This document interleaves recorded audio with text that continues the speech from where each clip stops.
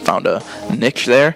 They have Marquise Goodwin still, who's Olympic speed. Olympic speed. He's great for one bomb a year, but then he gets hurt. That's his big knock is he wants to be, and he's openly said that he wants to be known as a football player. He wants to be an Olympian too, and he's a great Olympian too for our country. But he's just had that knock that he always gets hurt. So he's got to overcome that if he's going to have a staple. That's the issue. Being a former track guy myself, among the other sports I've done over the years, but mainly track is a big piece of it. Don't be modest. Don't think for a second. These guys tend to be undertrained going into a different sport. A lot of these guys, I'll give you a great example. Felix Jones of the Dallas Cowboys, great raw talent, all SEC sprinter. Had all the tools to be a great running back, and always got hurt because he was undertrained. It's always a hamstring issue because football, let's just say it, it's a sprinter sport. It's explosive. Yeah, so that's that. So you see in your background, because I have no background in track because I'm too slow. I can almost guarantee you that's why he gets hurt. Yeah, because he's undertrained and he has to learn. Undertrained in regards to football. Yeah, in regard to football, regarding his lower body. Yeah, the physical put on weight because he's still competing for the U.S. He was competing in the World Championships in the U.S. Championships last year. I don't know if he made the Worlds last year, but he was competing before training camp. Oh yeah, he was definitely competing. I know he was definitely competing. He was attempting. Wasn't it the Pan American Games or something like that? He was in the Pan American Games too. Yes, he was, and he's obviously world class. But how do you cross that over to the NFL? Because it's such a specialized sport, athletics, regarding track and field. What he does, triple jumps. You have to find your. The only thing I would have an understanding that would help with would be his marks. Like he would accelerate. There's his first jump, the penultimate jump. They call it the second jump. That could be attested to running routes because he can just look and not even think where his marks are in the football field. And then there's his final jump. So that would be the only thing I could. That and a little bit of explosiveness, acceleration down the runway. That's very important. And that's the only thing I could see crossing over to the NFL. And he's got great speed. But again, how much time in the weight room does this guy have? And I think that's critical for him, whether or not. He's got all the tools to become like an upper top 15 wide receiver in the NFL.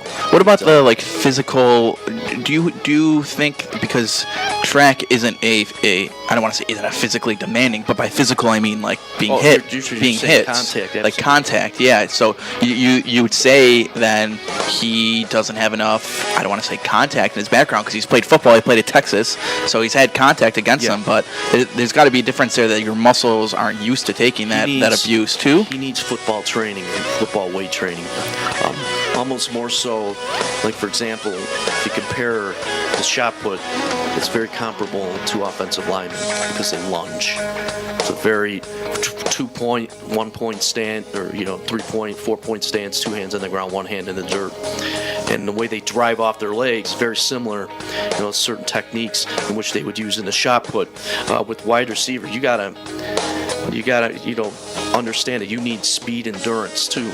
You need power and endurance. And that's long reps of accelerations, almost like gassers on the football field, even longer than that. And I'm sure he's well aware of that because it's such a, like I said, it's such a specific sport, track and field. There's so many events that are so specific toward training.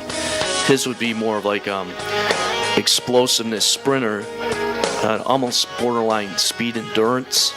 But when you cross it over in the NFL, he needs more speed endurance, so he doesn't tend to get injured because his body needs to take care of what they call anaerobic. A lot of football is explosive.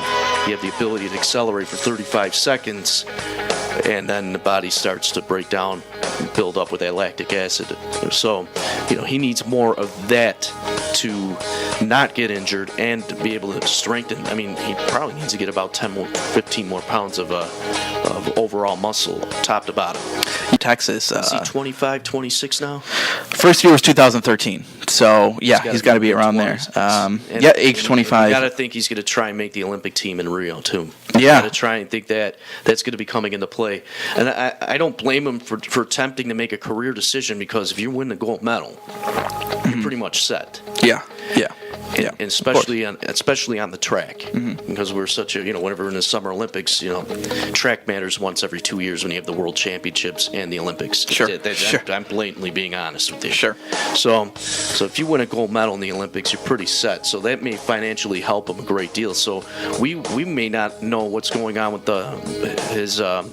We already know he's going to be fit going into training camp. Sure. We just don't know, when he crosses over and starts at weight training, will he maintain that strength part with, injury prevention part, where maybe he'll have a great late part of the season, and if they're a playoff team, peak. Yeah, he's a good guy. He's definitely, obviously, a good guy to stretch the field, but I think he also needs